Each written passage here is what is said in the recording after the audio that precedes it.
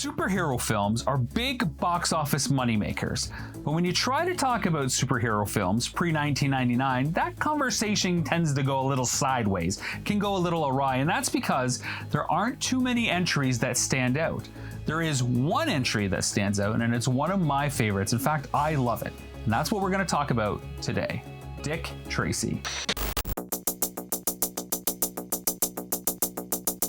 Dick Tracy, a 1990 touchstone film released and produced by the Walt Disney Company in the wake of 1989's Batman. It was perfect timing, another 1930s comic book detective hero taking on larger-than-life villains. The film featured a stylistic vision from actor-director Warren Beatty and a memorable, heroic score from Danny Elfman. Even Madonna was cast in a role where she chewed up memorable screen time as Breathless Mahoney, a nightclub singer.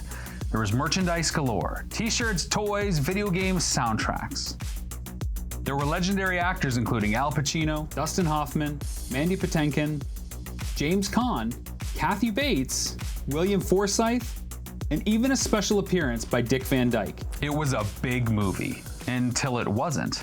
Even after 7 Academy Award nominations and 3 wins, the film doesn't live on the same way that others do. And despite being custom-made for sequels, an animated series, and further adventures, nothing has happened with the property.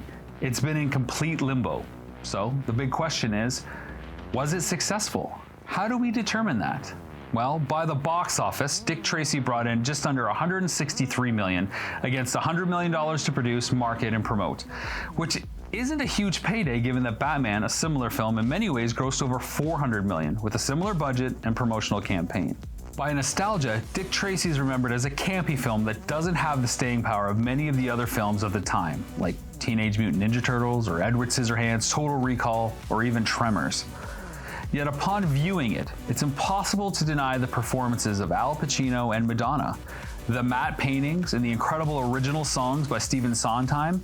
It's an outlier in that it was so good, but never also truly loved. It's as if the sum of the parts didn't add up to a greater whole.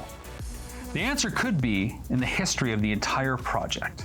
While it's easy to say Disney wanted to have their own Batman film with Dick Tracy, the property had actually been in development for decades. Spielberg, Landis, and Scorsese were potentially slated to direct at one point, and the film spent time at Paramount and Universal before eventually coming over to Disney. Beatty had been interested in a Tracy film since the mid-1970s, and in 1985 bought the rights for $3 million after a lot of ups and downs that never panned out for the previous rights holders. Even when Disney came on board, there were a lot of back and forth arguments over Beatty, with his director fee, his star fee, and his producer fee, with any overages on the film being deducted from it. Cinematographer Vittorio Storaro was limited to 7 colors only and asked not to move the camera so that the film would retain a comic strip-like framing for most of the scenes. Sondheim's original music was introduced via Madonna's Breathless Mahoney singing performances, but how many superhero movies have 5 original songs, and how many have them all sung on screen during the film? Not many. As a result of all of these rules on and off screen, Dick Tracy simply exists in a certain stasis that can't live or breathe beyond the confines of the creators. It's a throwback to the 1930s, but without enough organic energy to allow new life for the audience of the day. The best films allow the audience to participate in the film as it unfolds and continue to give it life after leaving the cinema. But that wasn't the case here because there really wasn't room for it to exist organically once the film ended. Despite the mediocre box office results, the film still left an impressionable mark on pop culture. I loved the film, masqueraded as Dick Tracy for Halloween, and had most of the toy line. I waited years for a sequel of some sort, but that never really came to pass. In fact, Beatty still has the rights tied up and has, every decade or so, released a weird TV special where, in character, he is interviewed by a critic about the first film and future plans.